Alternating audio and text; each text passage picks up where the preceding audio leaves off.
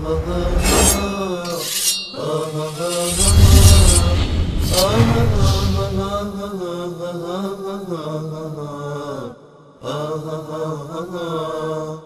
علیکم، بفرمایید. الو سلام علیکم. علیکم السلام و رحمت الله و برکاته. خوب هستین شما آقای انصاری؟ سلامت باشید آقای آخوندی حسینی ثابت. آقای در مورد این کلیپی که الان پخش کرده بودین، ما شما خودتون دیگه استادین و واردین، ما کفر در مقابل اسلام داریم و کفر در مقابل ایمان که مثلا آیه قرآن میفرماید که فلا و ربک لا یؤمنون حتی یحکموک فیما شجر بینهم ثم لا یجدوا فی انفسهم حرجا مما قضیت و یسلموا تسلیما. یعنی قسم به پروردگارت که اینها ایمان نمی آورند تا اینکه تو را تحکیم بدن، حکومت بدن، قاضی کنن بین خودشون در اون چیزی که مشاجره شده و به طرف هم در دلهایشون هیچ گونه سختی در این مطلب برشون پیش نیاد که اون رو نتونن قبول کنن یا ناراحتی داشته باشن. این الان خدا داره قسم میخوره که اگه کسی مثلا حکم پیامبر رو قبول نکرده باشه این ایمان نداره. خب در حالی که اون شخص، اون اشخاص دارن مثلا نماز میخونن، روزه میگیرن، بعد با هم دعواشون شده آمدن پیش پیامبر برای قضاوت، بعد ممکنه در دل یک کسی یک ناراحتی پیش بیاد از قضاوت پیامبر. خدا میفرماید که این شخص ایمان نداره. این که منظور این نیستش که کافر به اسلام شده، نه، در اون مسئله کفر در دلش ایجاد شده، کفر به ایمان هست، کفر به اسلام نیست.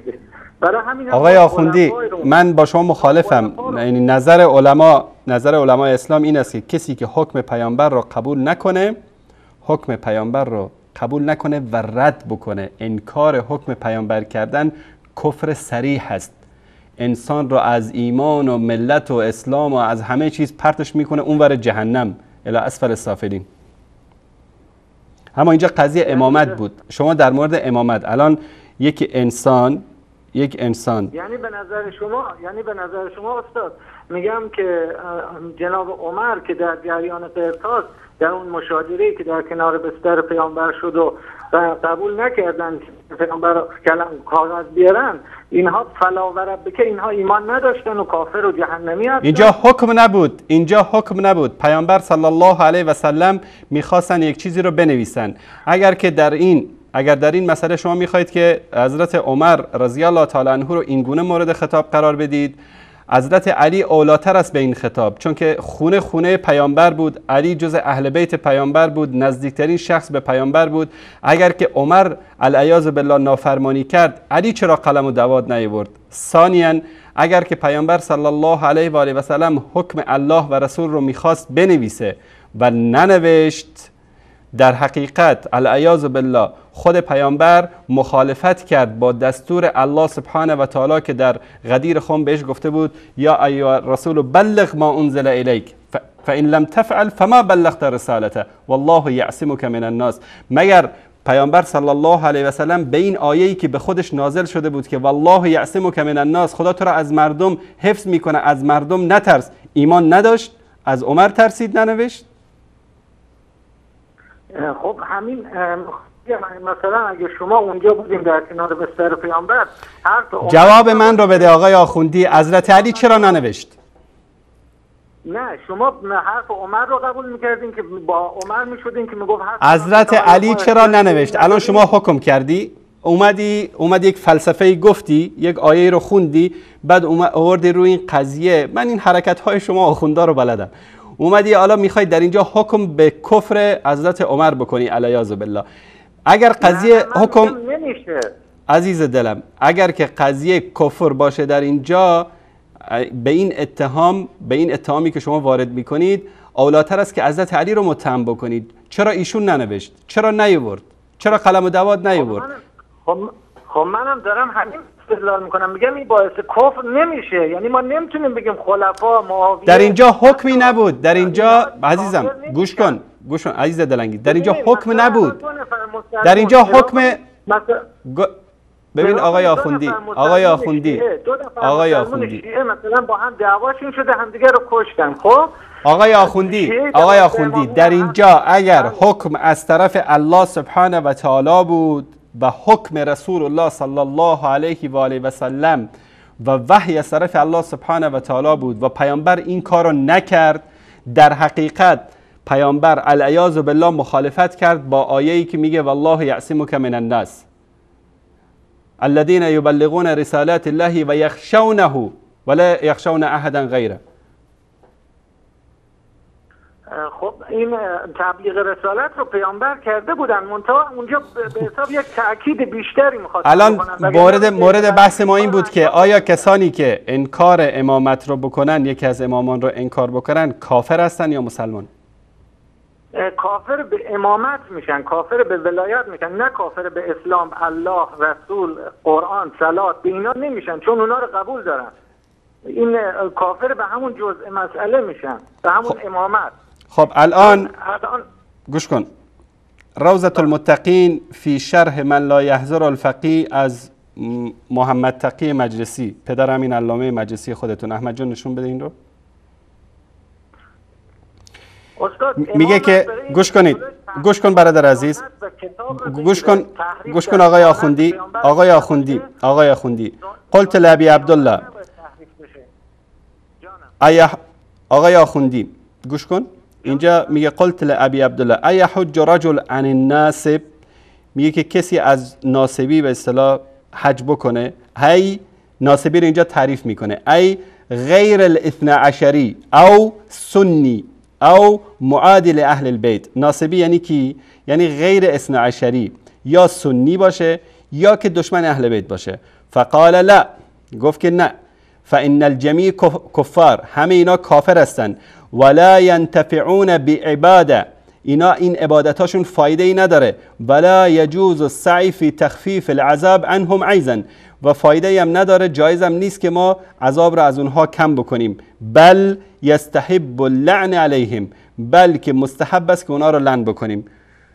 پس شما اینجا برز معذرت نمیدونم خلط مبحث کردید یا خدای نکرده دروغ گفتید که قضیه اینجا میگید که شما حقیقت گوش بدین آقای انصاری، شما الان حقیقت رو گفتین. اهل سنت الان همه موالیان اهل بیت و عترت پیامبر هستن. اون زمان به واسطه جنگ هایی که پیش آمده بود عده ناصبی شدن، یعنی لعن و نفرین میکردن به عترت اهل بیت پیامبر رو. ببین آقای محترم اینجا نوشته غیر اثنی عشری، غیر اثنی عشری، غیر اثنی عشری، میگه غیر اثنی عشری. من به شیعه و سنی کار ندارم، میگه غیر اثنی عشری، یعنی سنی، زیدی، اسماعیلی، همه. اینو کی تفسیر کرده به این معنا؟ آقای مولا محمد تقی مجلسی، پدر علامه مجلسیتون. خب بلا نسبت شما غلط کرده که همچی تفسیری کرده. شما الان خودتون دارین، من نمیدونم شما در کدام دین و مذهبید آقای آخوندی. شما الان خودتون برادر من میگم علتی که ما میگیم خیلی از اهل سنت بهشتی هستن چون همون چیزی که ولایت اهل بیت هست رو دارن و به این افتخار میکنن، به ولایت و محبت عترت اهل بیت پیامبر، و در روایات اصول کافی آمده که ما از خدا امید داریم که اینها آقای محترم ولایت و محبت ما رو دارن، ولی آقای محترم ما نیستن، اونها هم خدا بهشتی کنه. آقای محترم ببینید اینجا در کتاب بهار الانوار، حالا نمیدونم که این آقای مجلسی خودش هم مولا باقر مجلسی هم غلط کرده یا نه، در اینجا میگه که ثلاثه لا ينظر الله الیهم یوم القیامه، 3 نفر روز قیامت خدا به اونا نگاه نمیکنه، ولا یزکیهم ولهم عذاب علیم، نه اونا رو پاک میکنه و برای عذاب دردناک است. کسی که من ادعا امام من الله لیس له، کسی که ادعای امامت بکنه که برای نیست، مانند زید ابن علی که ادعای امامت کرده بود. من جهد اماما من الله، کسی که یکی از امامان رو که طرف الله انکار بکنه. و من قال ان لفلان و فلان فی الاسلام نصیب، کسی که بگه که ابوبکر و عمر، فلان و فلان یعنی ابوبکر و عمر نصیبی در اسلام داشتن. این من قال ان لهما فی الاسلام نصیب، یعنی اون کسی که ادعای امامت کرده و اون کسی که پیرو و اون دو نفر اول رو کسی قائل بشه که اینها در اسلام نصیبی دارن، یعنی از این امامتشون از جانب خدا. این دو نه، میگه کسی که فقط بگه که اینها مسلمان هستن، بگه که اینها مسلمان هستن. این تفسیر شما از کجا آوردید؟ اسلام نصیبی از امامت دارن. حالا این بحث رو من زیاد نمیخواستم الان آقای استاد الان چون کلیپ پیش آمد. ببینین اون چی که الان مسلم هست همینه که منم گفتم، همه علما هم به همین عقیده هستن. ولی اگر مثلا کدوم علما به این عقیده هستن؟ تمام علما الان از اول اسلام تا الان هیچ کس نیامده که بگه اهل سنت کافرن یا حکم کافر یا مسیحی و یهودی بر اونها جاری میشه، مثلا ذبیحه‌شون درست نیست یا پاک نیست. یکی از این علما رو ذکر بکنید که گفته باشه اهل سنت اهل بهشت هستن، مؤمن هستن و وارد بهشت میشن. یکیشون رو ذکر بکنید. یکی از این علما، من اتفاقا سال پیش برای شما از اصول کافی آورد، امام صادق خود حضرت میفرماد که ان علیاً باب من ابواب الهدى و من جحده کان کافرا و من لم و من آمن و من دخل فیه کان مؤمنا و من لم يدخل فیه و لم یخرج من کان طبقه الذین لله فیهم المشیه. که اگر کسانی باشن که نه کفر به علی جهود نسبت به او داشته باشن، نه هم ولایت و پیروی او کرده باشن، اینها به اختیار خدا. خب اینم همینجا تکفیره. همه اهل سنت به این اعتقاد هستن که حضرت علی امام منصوص از طرف الله سبحانه و تعالی نیست و با علم و یقین این حرف رو میزنن. پس همه کافرن؟ هیچ کس از جهالت این کارو نمیکنه. لازم نیستش که اعتقاد به این داشته باشن که امام من الله، بلکه ولایت یعنی محبت و دوستی او کفایت میکنه. این لازم یعنی امامت فقط ولایت و دوستیه؟ بله اون که در روایت همیشه آمده میفهمید. پس چرا این همه به سر و کله مسلمان ها میزنید که آی حق علی خورده شد، آی غصب خلافت شد، آی فلان کردن، علی رو به زور بردن، بیعت گرفتن، حکومت رو از اهل بیت گرفتن؟ دوستش نداشتن، چون باش دشمنی کردن. او رو دوست کی دشمنی کرد باش؟ کی دشمنی کرد باش؟ پیامبر این بود که بله؟ کی دشمنی کرد با علی؟ همونایی که شما الان دارین میگین آی بهش ظلم کردن، آی تناب به گردنش انداختن، یعنی ابوبکر و عمر و عثمان. یعنی ابوبکر و عمر و عثمان. بله. خب این تکفیر سریع، الان شما سریعا تکفیر کردید ابوبکر و عمر و عثمان رو. خب کافر به اون من کنت مولا فهذا علی مولا میشن، نه به کافر به الله و رسول و قرآن. باش آقای آخوندی، قضاوت رو میگذاریم با بینندگان. مطلب بعدی رو میشه بپرسم؟ مطلب بعدی رو یک آقای آخوندی، آیا اینا به بهشت میرن یا نمیرن؟ امین ابوبکر و عمر و عثمان. ببینید مثلا آیه قرآن میگه که و من قتل مؤمنا فجزاؤه جهنم خالدا فیها، ولو که شیعه 12 امامی باشه، هم دو نفر شیعه هم دیگر رو کشته باشن، این حکم خدا در مورد اونها اجرا نمیشه. خب ظلم غیر از کفر و مسلمان نبودن. من چه میدونم که اونا چیکار کردن که آیا بهشتی بشن یا جهنمی بشن یا چیکار باشن؟ به عهده خداست. من از شما برای آخرین بار میپرسم، یکی از علمای شیعه که گفته باشه که اهل سنت مسلمان هستن، مؤمن هستن و وارد بهشت میشن، یکیشونو بگید.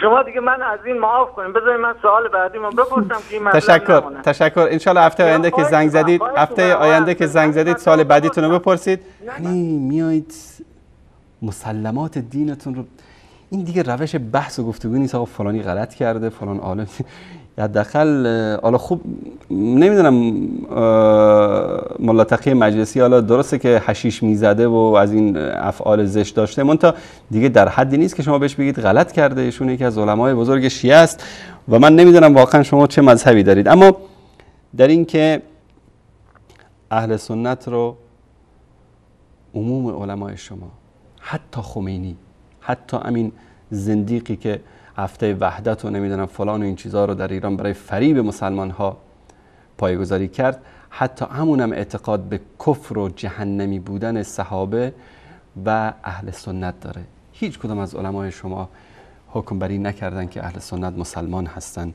و به بهشت میرن. تقیه و نفاق رو بذارید کنار.